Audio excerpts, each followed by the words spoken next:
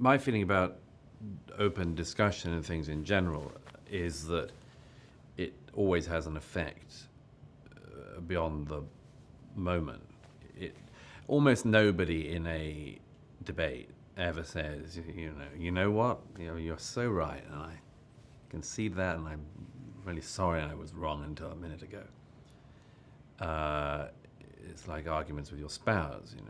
You may realize you were wrong, but you never say it right there and then. You may concede it grudgingly a long way down the road. But people don't change their ideas overnight, and they certainly don't concede them overnight. But when you have very open, frank, albeit courteous, sometimes, not always, a debate, it does open it up. You know that people go away and they're going to be thinking about it.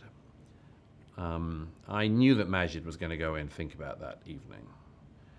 I knew he'd feel slightly humiliated about having tried to hold a political, as it were, line. And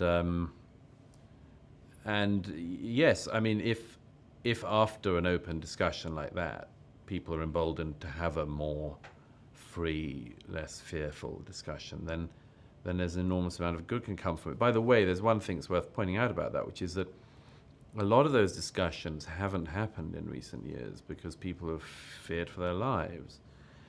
I think there's a great opportunity missed because of this. And if you do actually have, if this is a point about the hall that night, if they realize that Ayan or I can say something about the Quran and nothing blows up right then and there, nothing goes off, they go, okay, we can have that discussion. We needn't live as if we're living at the permanent will of the assassins.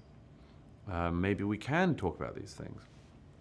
The fact that Maajid and Sam have been able to go on and talk about those things is a tiny little point of light that you can find people you disagree with and find a way forward based on a mutual concern with the facts.